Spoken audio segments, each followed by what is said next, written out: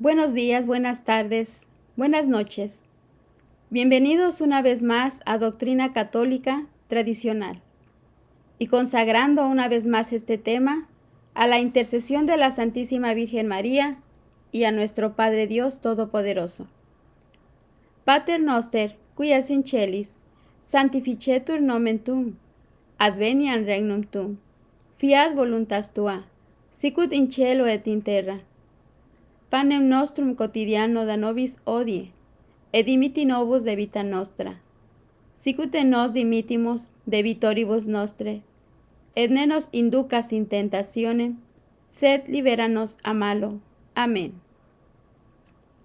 Ave Maria, gratia plena, Dominus tecum, benedicta tu in mulieribus, et benedictus fructus ventris tui, Iesu. Sancta Maria, Mater Dei, ora pro nobis peccatoribus, nunc et in hora mortis nostre. Amén. Y bueno, querido hermano en Cristo, el día de ahora vamos a analizar y vamos a aprender, vamos a estudiar también los inicios de la fraternidad sacerdotal de San Pío X. Es lo mismo decir nuestra Santa Iglesia Católica tradicional. Conocer su historia, cómo se fundó y sobre todo que Monseñor Lefebvre, Marcel Lefebvre, fue el fundador que nos cuenta los inicios de esta obra de la Santa Iglesia tradicional. Y comienza a narrar Monseñor de esta manera. La Santísima Virgen se apareció en la montaña de la Salet y dirigió un mensaje a los apóstoles de los últimos tiempos, que es todo un programa de vida espiritual. Meditémoslo, pues, aplicándolo de manera particular a los sacerdotes de la fraternidad sacerdotal de San Pío X, que se esfuerzan por responder prácticamente a este mensaje de Nuestra Señora. Ella dirige su mensaje enseguida, después de afirmar lo siguiente: Roma perderá la fe y se convertirá en la sede del Anticristo. Dirijo un llamado urgente a la tierra. Llamo a los verdaderos discípulos del Dios vivo y que reina en los cielos. Llamo a los verdaderos imitadores de Cristo hecho hombre, el único y verdadero Salvador de los hombres. Llamo a mis hijos, a mis verdaderos devotos, a los que han vivido de mi espíritu, a quienes se han entregado a mí para que los conduzca a mi divino Hijo, a los cuales llevo en mis brazos. Llamo finalmente a los apóstoles de los últimos tiempos, a los fieles discípulos de Jesucristo, que han vivido en un gran desprecio del mundo y de sí mismos, en la pobreza y en la humildad, en el desprecio y en el silencio,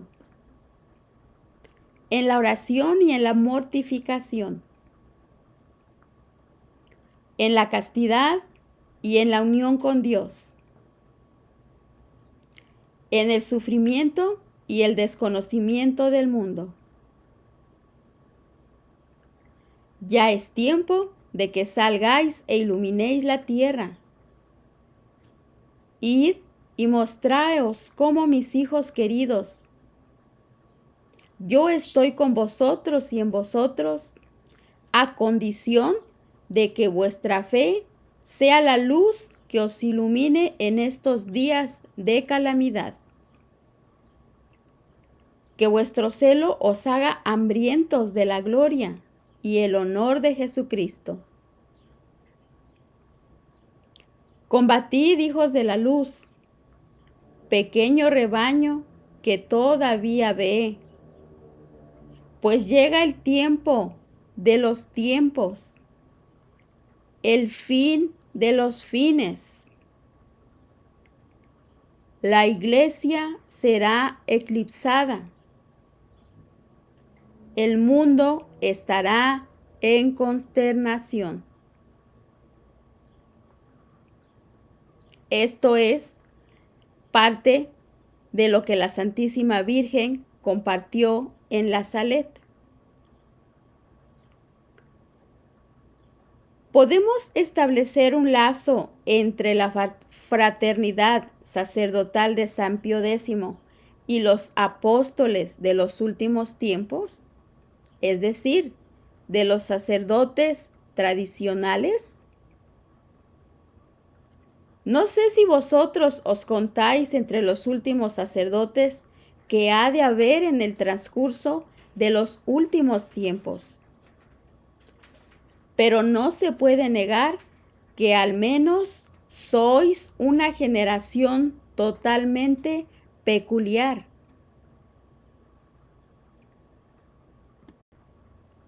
Su sacerdocio nace en circunstancias peculiarmente excepcionales y extraordinarias.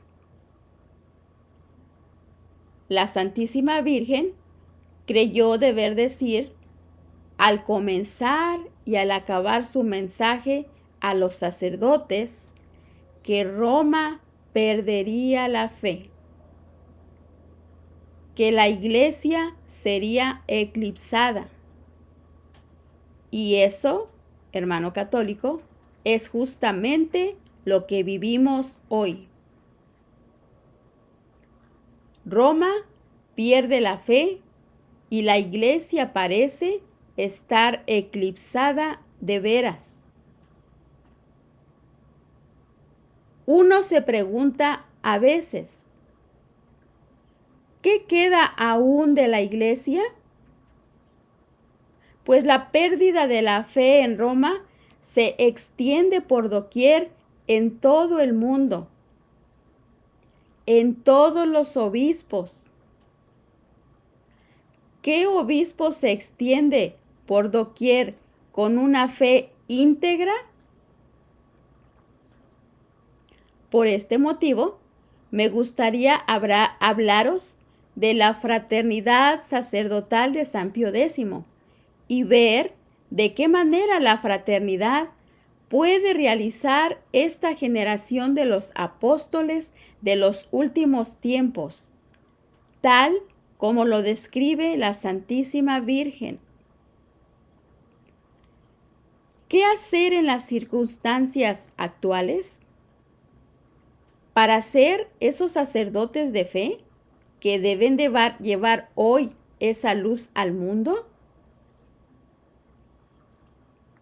Es evidente que esa luz no puede existir sin la santidad de los sacerdotes, sin una legión de sacerdotes santos.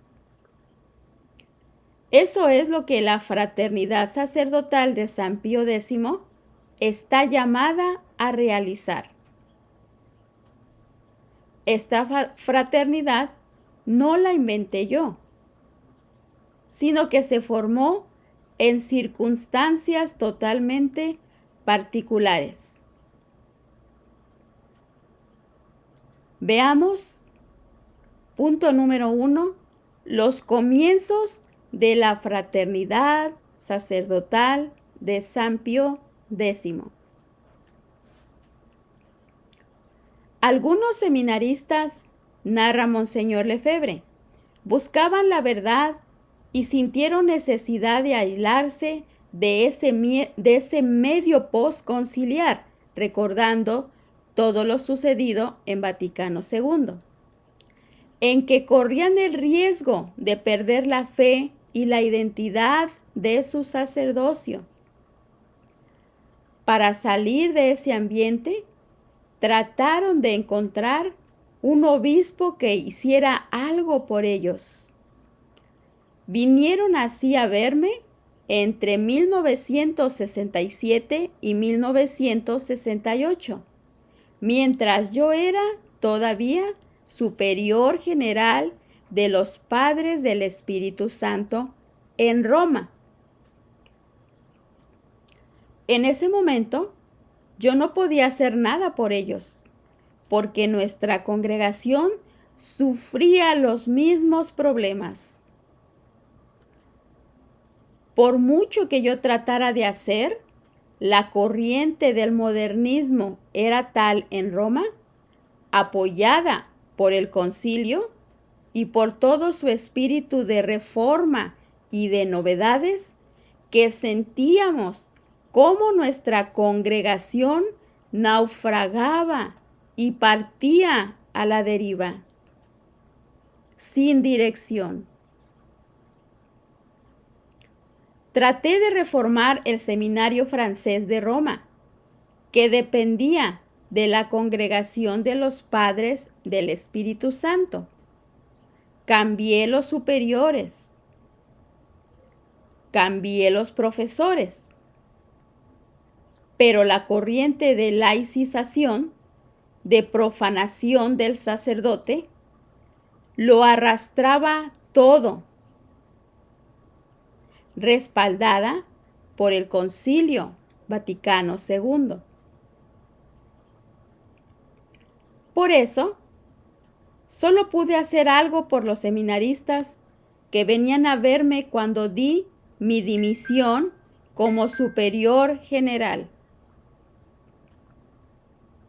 Al principio pensé en Friburgo y después, a fines del año 1969-1970, en fundar la fraternidad, que fue reconocida por Monseñor Charriere el 1 de noviembre de ese mismo año.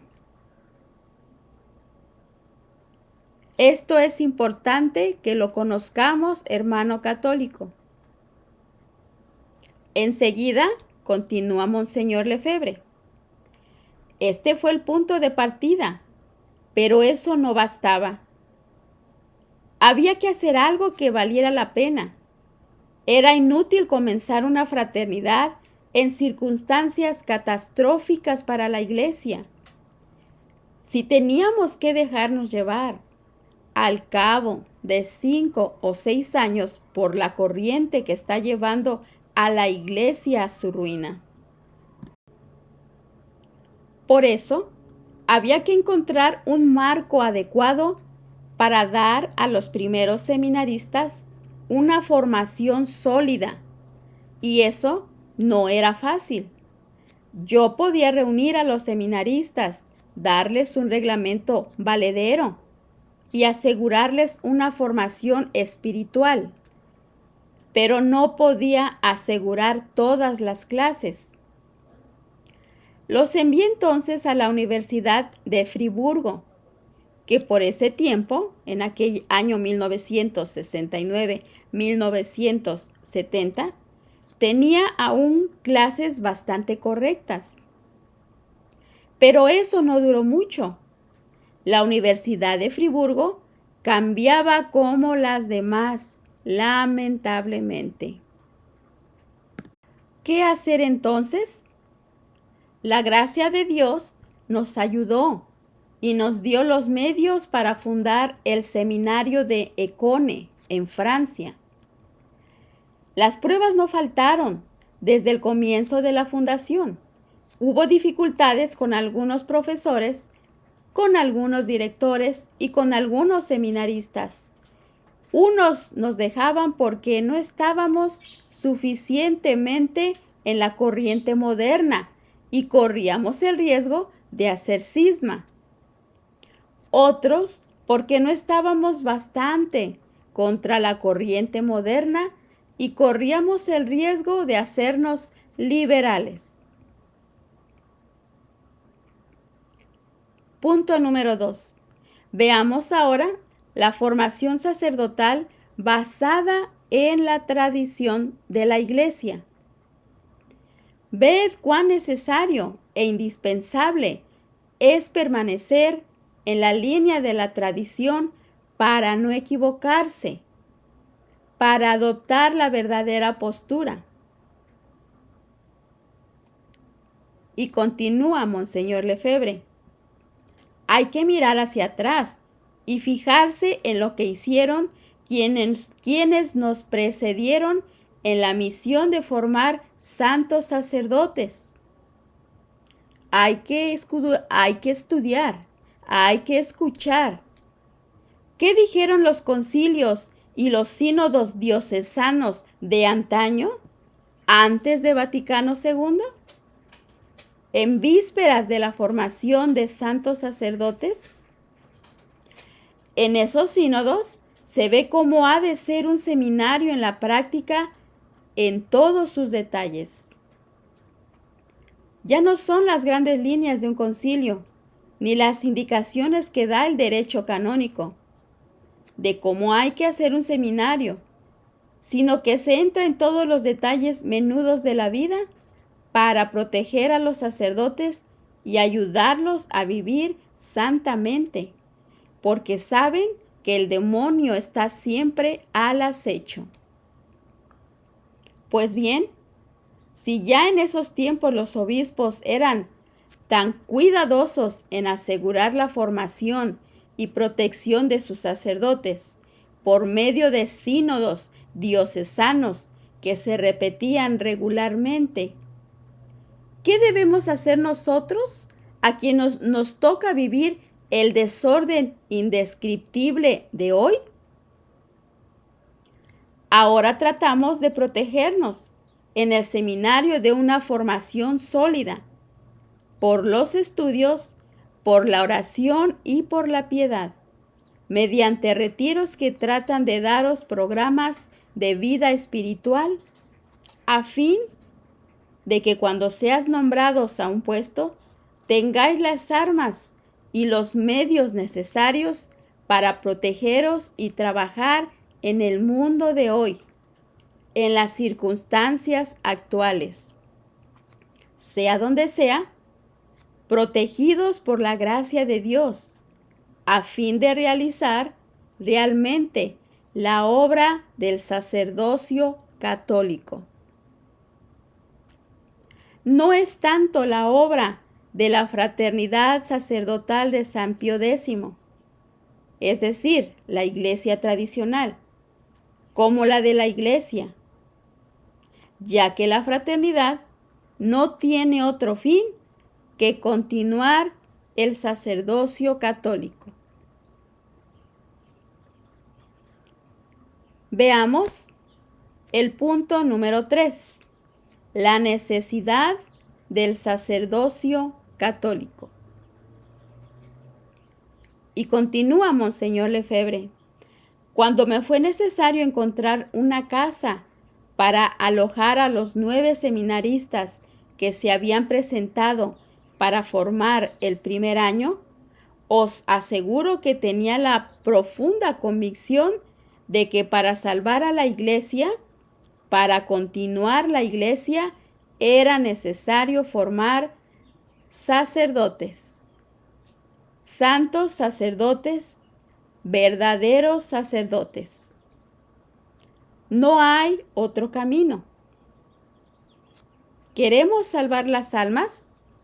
¿Salvar la sociedad cristiana? ¿Salvar las familias cristianas? ¿Salvar y extender lo que queda aún de la cristiandad? La única solución es el sacerdote. Por desgracia, algunas obras amigas que también querían luchar por el mismo ideal de salvar a la Iglesia, a la sociedad y a las almas, se equivocaron desde el principio por partir de un falso principio y se dijeron: los seglares y no los sacerdotes son los que salvarán la Iglesia y la cristiandad. Esto es un grave error, lo remarca Monseñor Marcel Lefebvre. Y continúa. ¿Qué pueden hacer los seglares sin sacerdotes? ¿Quién les dará la gracia? ¿Quién les administrará los sacramentos? ¿Quién les predicará la fe que debe guiarlos? Pues toda la obra de restauración de la Iglesia y de la cristiandad es una obra de la fe. Le toca al sacerdote comunicar la fe a los seglares. Le toca al sacerdote impartir esta luz. Como dice la Santísima Virgen de la Salet. Por eso, ese grupo no partió bien. Yo, por mi parte, estaba absolutamente persuadido de la necesidad del sacerdocio. ¿Cómo iba a realizarlo? Eso ya era otro asunto. No lo sabía, sino que la providencia lo fue presentando día por día, mes por mes, año por año, hasta que por fin pudimos fundar la Fraternidad Sacerdotal de San Pío X. 4. ¿Qué significa guardar la tradición? Pero, ¿qué quiere decir guardar la tradición? Quiere decir guardar los estudios de la tradición, la verdadera teología, la verdadera filosofía y por consiguiente oponerse a las ideas modernistas que vienen del concilio. Y sobre todo, para guardar la fe de siempre, la verdadera doctrina y teología. Hay que guardar la misa. Sin ella no podemos guardar nada. La misa de siempre es el sólido fundamento y la roca de nuestra fe. Cambiar la misa, cambiar el altar, es cambiar la fe. Y se ha cambiado el altar. Ya no es el altar de sacrificio. Ahora le llaman la mesa eucarística, la cena. Y eso no es posible. La misa, como lo manda la tradición de la Iglesia, es el santo sacrificio de Cristo Jesús. En estas condiciones, un día u otro, tenía que haber un choque entre la fraternidad y la corriente que venía de Roma.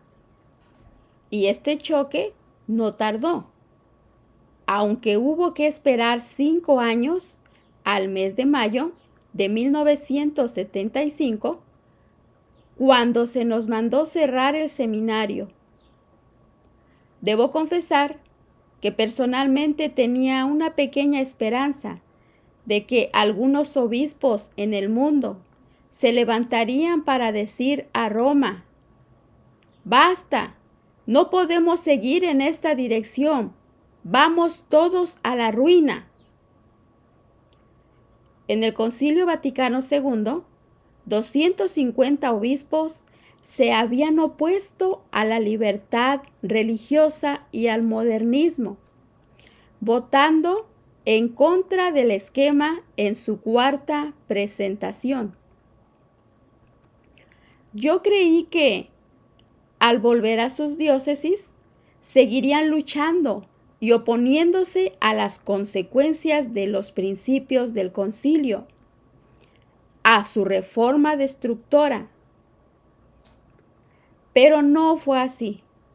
Guardaron silencio, un silencio terrible. Solo uno de ellos, Monseñor de Castro Mayer, en la revista Catolicismo, redactó magníficos artículos contra los textos del concilio, contra las reformas subsiguientes, contra todo lo que se hacía en la Iglesia. Pero fue el único.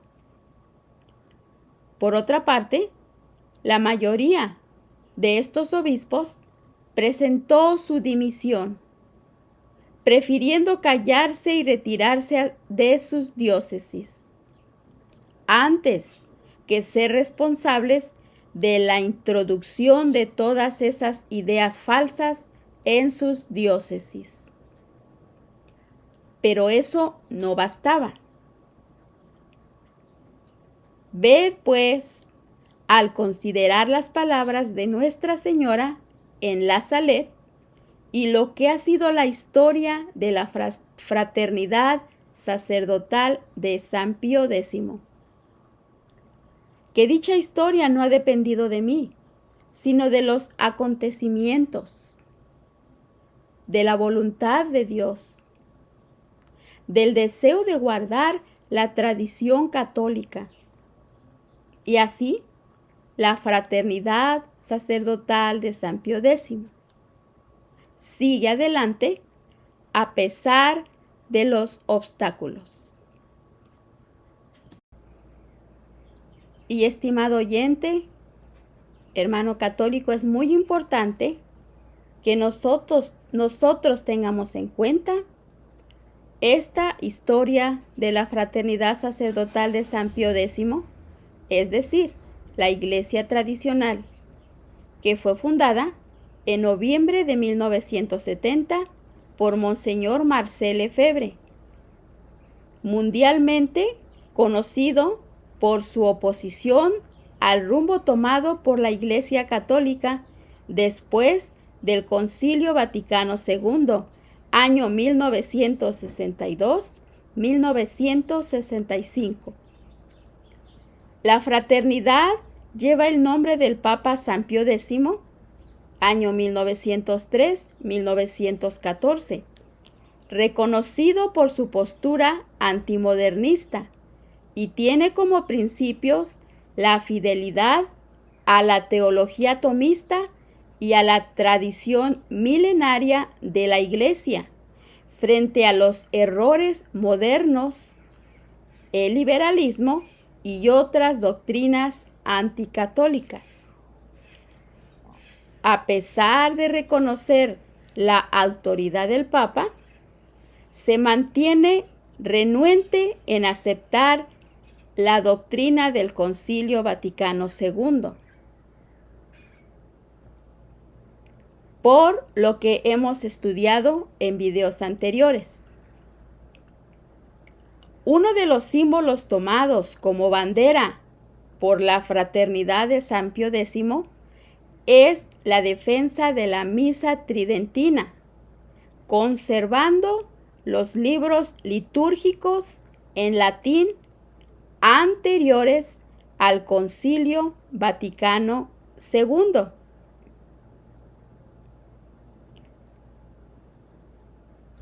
Y las siglas de esta sociedad, Fraternidad Sacerdotal de San Pío X, son las letras mayúsculas F, S, S, P, X. Es Sociedad de Vida Apostólica sin votos tradicional. Lugar de fundación, Suiza, con aprobación de Monseñor Charriere, obispo de Friburgo, Suiza. Superior General David Pagliarani. El lema de la fraternidad, en latín, Christus vincit, Christus regnat, Christus imperat,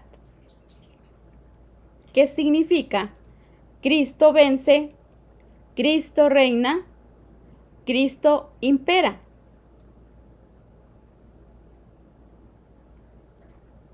La principal actividad preparación de sacerdotes y apoyarlos a la difusión de la misa tradicional. Y sobre todo, por la salvación de las almas. Algunos de los clérigos destacados de la fraternidad son Monseñor Marcel Lefebvre, Antonio de Castro Mayer, Bernard Tissier de Malieris, Alfonso de Galarreta, Jean-Michel Faure. Y el actual obispo que tenemos, Bernard Filey.